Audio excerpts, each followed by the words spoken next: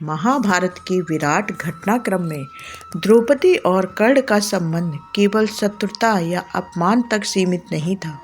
वह भीतर ही भीतर एक गहरे मनोवैज्ञानिक, नैतिक और आत्मिक द्वंद्व का प्रतीक था।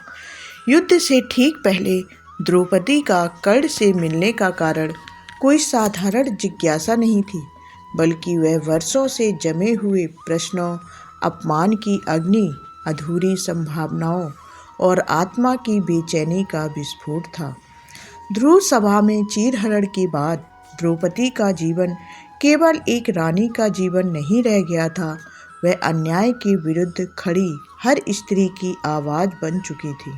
उस सभा में अनेक योद्धा मौन थे, अनेक धर्मज्ञ चुप थे, अनेक पति विवश थे, पर जिस व्यक्ति के शब्दों ने द्रौपदी की आत्मा को सबसे गहरी चोट दी थी, वह था सूर्यपुत्र कर्ण।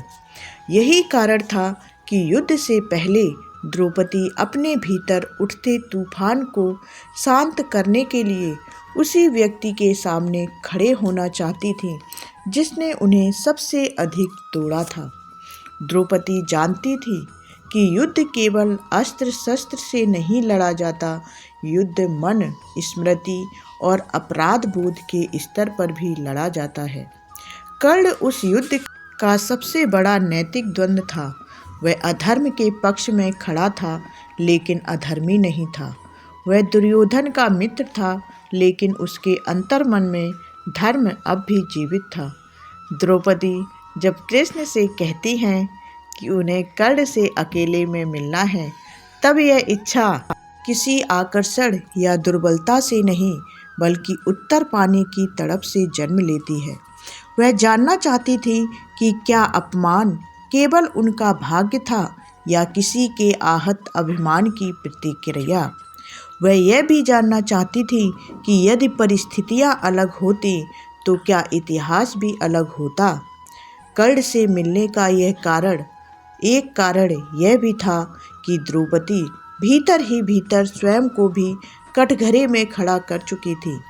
स्वयंवर के दिन कर्ण को सूत पुत्र कहकर ठुकराना उनके जीवन का ऐसा क्षण था जिसे वे कभी भुला नहीं पाईं। वह जानती थी कि उन्होंने उस दिन राजधर्म निभाया था, पर मानव धर्म शायद चूक गया था। युद्ध से पहले जब सत्य के सारे आवरण हटने लगे, तब द्रौपदी यह जानना चाहती थी कि क्या उस एक क्षण ने भविष्य की पूरी कथा लिख दी थी। क्या उसी ठुकराए जाने से कर्ण को दुर्योधन के और निकट किया? क्या उसी अपमान ने उसके भीतर की करुणा को कठोरता में बदल दिया? द्रौपदी कर्ण से इसलिए भी मिली क्योंकि उन्हें अब भय नहीं था। उन्होंने जीवन में सब कुछ खोकर देखा था, सम्मान, सुरक्षा और विश्वास। अब बचा था केवल सत्य।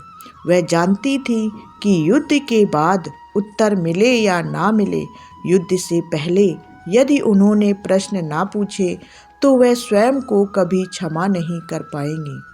कर्ण के सामने खड़े होकर उनका पहला प्रश्न केवल शब्दों का नहीं था, वह आत्मा की पुकार थी। जब वह पूछती हैं कि क्या आपने मुझे वेश्या कहा था, तब वह केवल एक शब्द नहीं पूछ रही, वह यह जानना चाहती थी क्या एक स्त्री की पीड़ा किसी योद्धा के क्रोध से छोटी हो सकती है।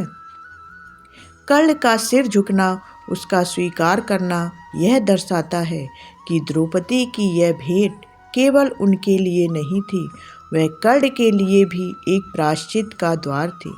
द्रौपदी ने यह भेंट इसलिए चाही क्योंकि वह जानती थी कि यदि कर्ण के भीतर पश्चाताप जीवित है तो वह पूरी तरह अधर्म का प्रतिनिधि नहीं हो सकता, और यदि वह पूरी तरह अधर्म का नहीं है तो युद्ध केवल बाहरी विजय नहीं, भीतरी हार भी होगी। द्रौपदी चाहती थी कि युद्ध से पहले ही सत्य सामने आ जाए, ताकि बाद में किसी आत्मा पर अधूरे शब्दों का बोझ ना रहे। इस भेंट का एक गहरा कारण यह भी था कि द्रौपदी को कर्ण में वह संभावना दिखाई देती थी जो उनके 5 पतियों में भी उस समय प्रकट नहीं हो पाई थी, वो थी निर्भीकता। वह जानती थी कि यदि कर्ण उस सभा में खड़ा होकर उनके सम्मान के लिए शस्त्र उठा लेता तो इतिहास कुछ और होता।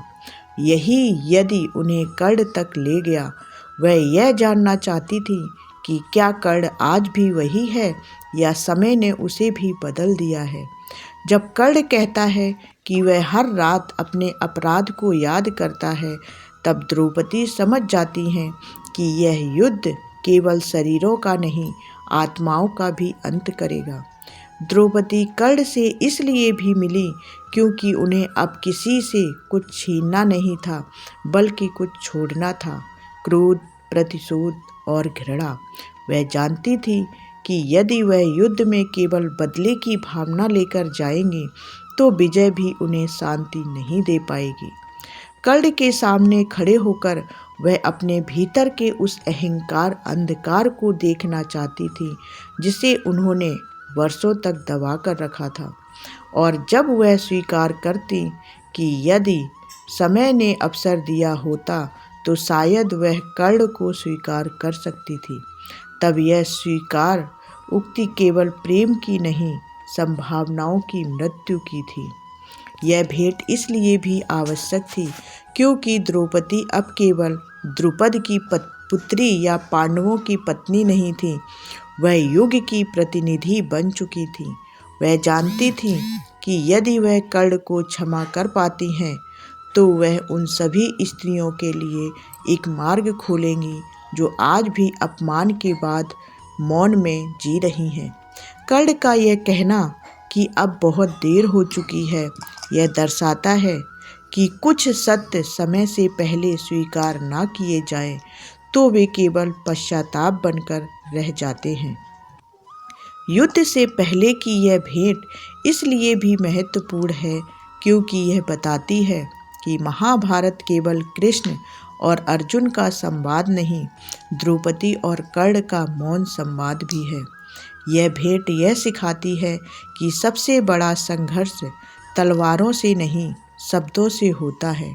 द्रौपदी कर्ण से मिलने इसलिए गई ताकि वह युद्ध में उतरने से पहले स्वयं को मुक्त कर सके, और कर्ण इसलिए टूट गया क्योंकि पहली बार किसी ने उसे योद्धा नहीं, मनुष्य की तरह देखा। अंत में यह भेंट इसलिए हुई क्योंकि इतिहास को केवल घटनाओं से नहीं, भावनाओं से भी लिखा जाता है। द्रौपदी जानती थी कि यदि कर्ण बिना क्षमा के मरेगा तो उसका अपराध अमर हो जाएगा, और यदि क्षमा के बाद मरेगा तो उसका पश्चाताप अमर होगा। यही कारण था कि युद्ध से पहले द्रौपदी कर्ण से मिली, किसी निर्णय को बदलने के लिए नहीं, बल्कि सत्य को पूर्ण करने के लिए। यही पूर्णता इस कथा को केवल कहानी नहीं, आत्मा का दर्पण बना देती है।